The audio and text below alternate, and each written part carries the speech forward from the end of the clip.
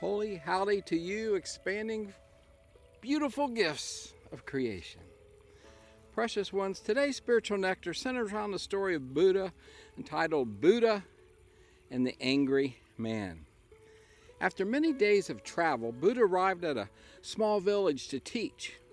Everyone was so happy to see him, except one young man. While Buddha spoke, the man was shouting at him.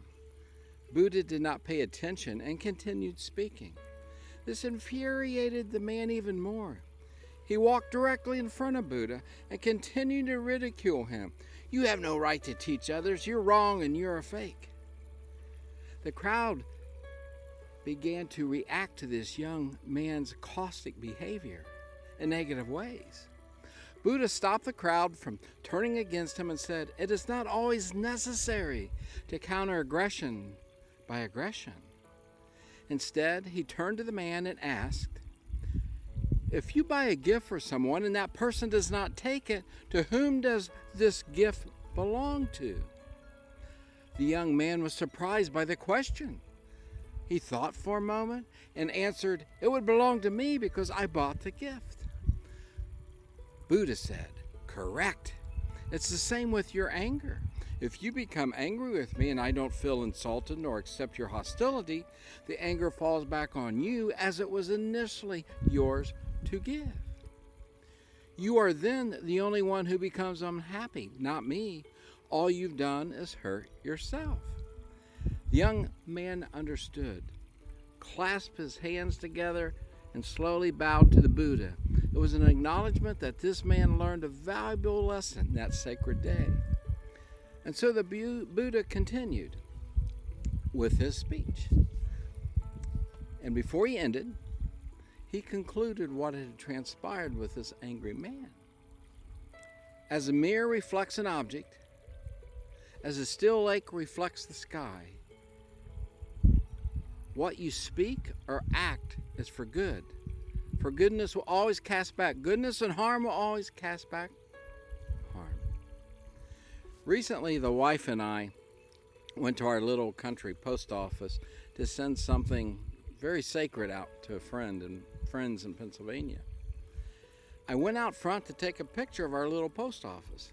There was a car parked at the curb at the house next door.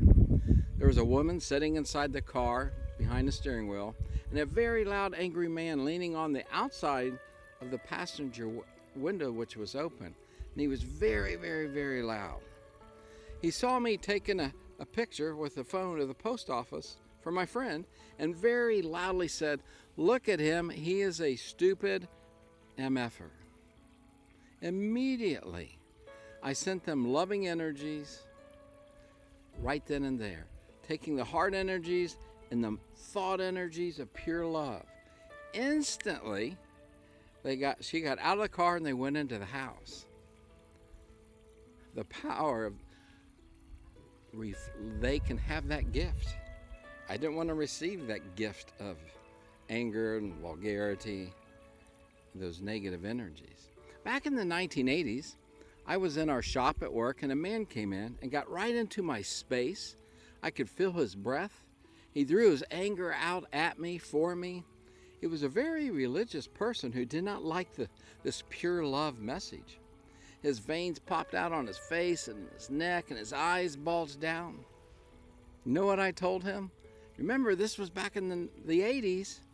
"I love you, and I allow this love to flow from me unto him." He froze. Then he started shaking and vibrating. He turned around and left the office that we were in.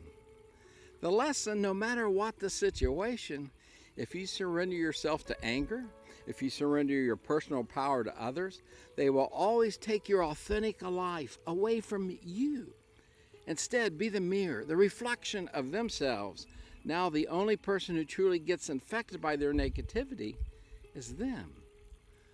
Those that are angry, it is pain and sadness that is disguised by the anger. And those who are hurt and attempt to put that on others are the only ones who suffer if you're mindful enough to choose not to allow that energy inside of you.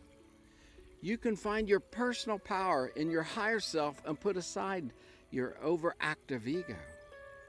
Never let anyone rob you of your personal power because it's about them, not you.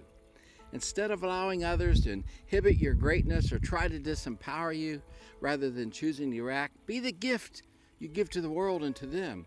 Never underestimate the power and the positive impact you have for the world and those around you.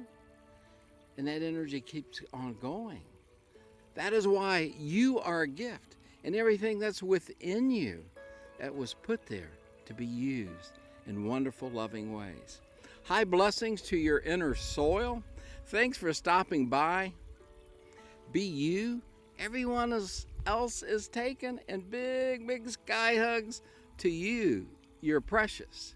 Have a wonderful and meaningful day. Till next time, Rev will be thinking about you. Bye-bye.